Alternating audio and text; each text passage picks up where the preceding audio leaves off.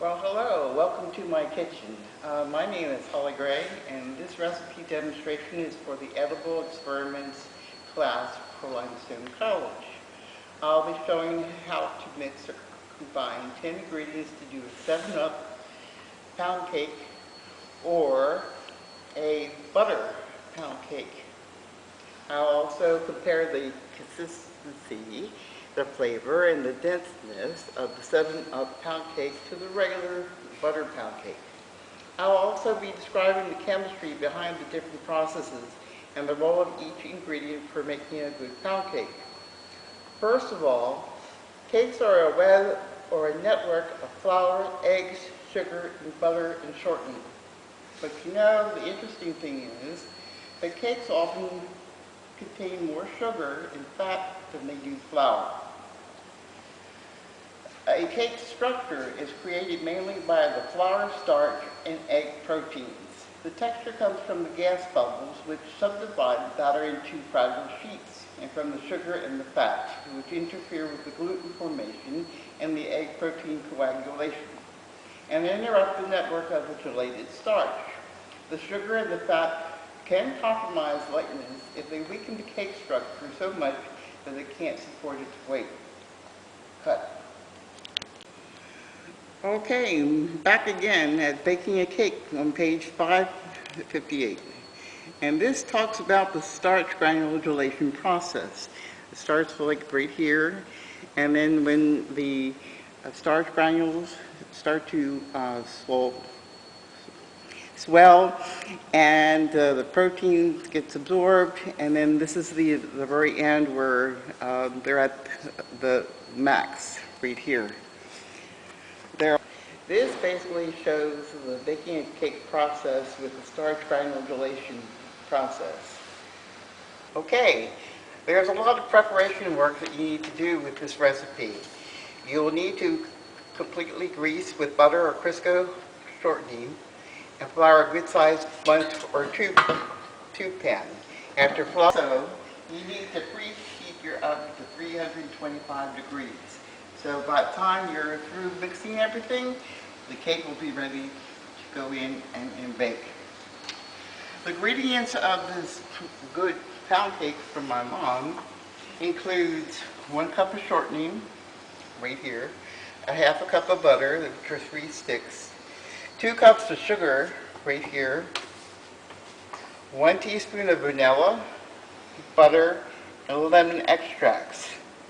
Okay, all 3 of them. In addition, you will have 6 eggs here, 3 cups of sifted plain flour. I went ahead and already did the sifting here, so that's ready to go. I also included 1/2 teaspoon of baking powder and 1 pinch of salt, or 1/4 teaspoon of salt, as well as you have 1 cup of sweet milk right here. It's time to go ahead and cream the shortening, the butter, and the sugar. The purpose is to aerate or leaven the mixture.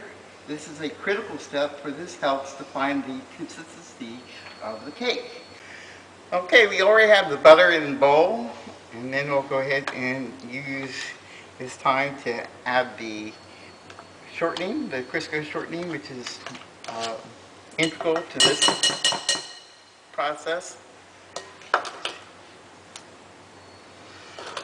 And then we'll add some of the sugar here. It's 3 cups.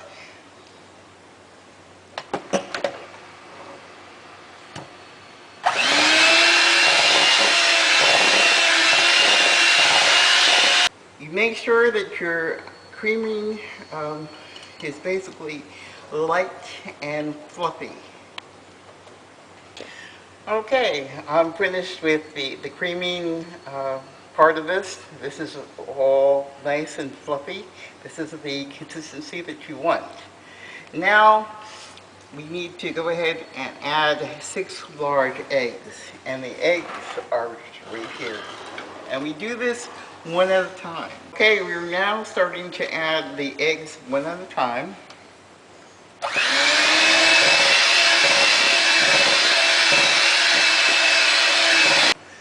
Okay, we're adding 3 teaspoons of different extracts. The first one is pure vanilla.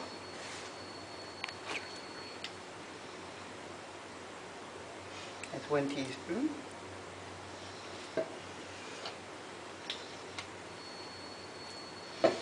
Okay, the second one is pure lemon. Lemon extract, and that's 1 teaspoon.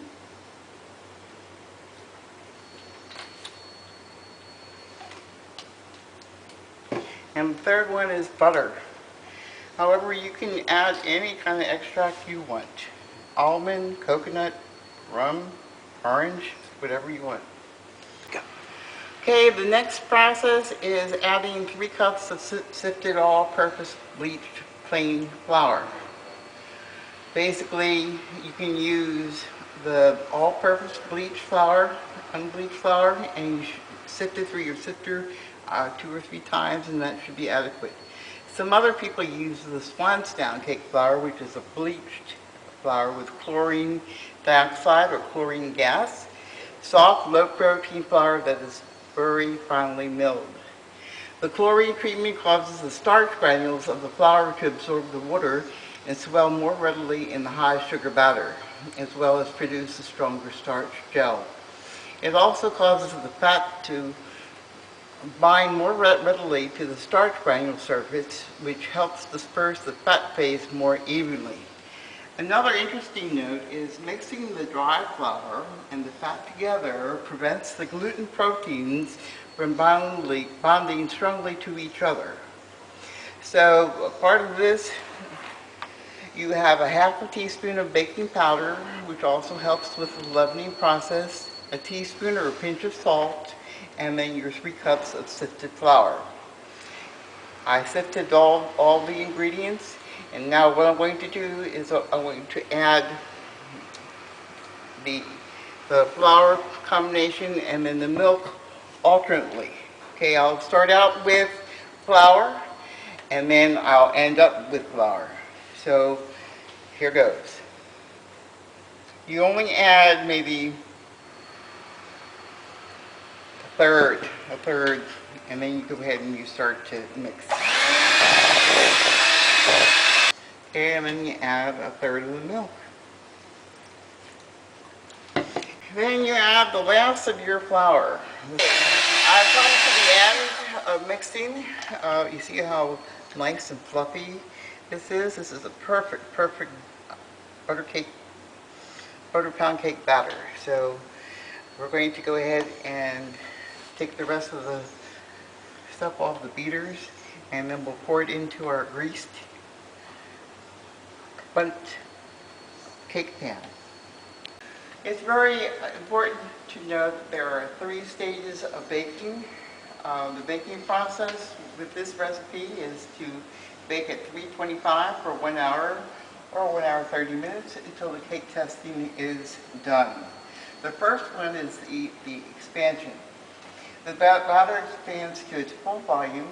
As the batter temperature rises, the gas in the air cells expand, and the chemical leavening process releases the carbon dioxide. Water vapor begins to form and expand. The air cells grow at about 140 degrees. The second phase or process is called setting. The risen batter is set into its permanent shape by the oven heat. Beginning at about 180 degrees, the egg proteins coagulate and the starch granules absorb water, swell, and gellate. The actual setting temperature depends strongly on the proportion of sugar, which delays both the protein coagulation and starch swelling. In a high ratio cake, the starch may not gellate until close to 212 degrees, and we have a pretty ratio with this cake mix. The third stage is browning. In the last stage, batter solidification is completed, and the flavor-enhancing browning reactions take place on the dried surface, and the cake sometimes shrinks slightly, at which point the cake should be taken out of the oven and allowed to cool. Once you do a toothpick test, if it's clean, if you put it in the center, 2 or 3 or 4 different places around the center, and you pull it out and it's clean, the cake is done. Note, cakes are generally baked at moderate oven temperatures at 350 degrees. However, you should be careful not to overbake this kind of cake, because if you do, it will result in a peaked volcano-like surface, and the surface browning will be excessive. Now, cooling, pound cakes and butter cakes are robust due to their structure coming from gelated starch, and can usually be removed from their pans after 10-20 minutes. Cakes can be kept at room temperature for several. Okay, now that you have your batter in your cake pan, you make sure that it's all nice and smooth.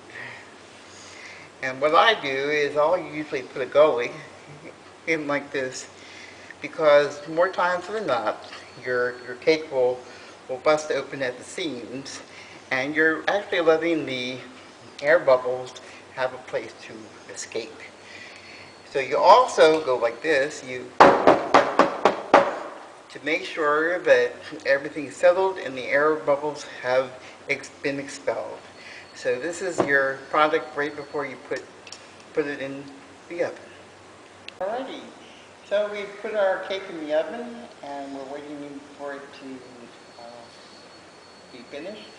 So I want to go ahead and move on to the 7-Up or ginger ale pound cake, which is very similar but different with its ingredients. The ingredients are slightly different. The butter, the sugar are the same. The 3 cups of flour are the same. The lemon extract is the same. Instead of 6 large eggs, we use 5. There's no baking soda or baking powder in this recipe. I believe that the 7-Up takes the leavening function for the baking powder. You can also do a glaze for your cake. You stir together 1.5 cups of powdered confectioner's sugar and 1 or 2 tablespoons of soda. So you'll have that same exact flavor with the icing. So again, you preheat. Okay, you went ahead and you got your cake, 7-Up pound cake, and your butter pound cake out of the oven, and you've cut a piece of each. And you can take a look and see, this is the 7-Up pound cake here, and this is the butter pound cake. The butter pound cake seems to be more dense, more moist, and compact, where with this cake, the 7-Up cake, it has seemed to grow in size. It's more like a spongy type consistency. And it really depends on what your tastes are. Whether you like the dense butter cake or you like the light, fluffy, sponge-like 7-Up cake. It's up to you. There are a ton of recipes on the internet, and it's up to you to experiment and find your own flavor.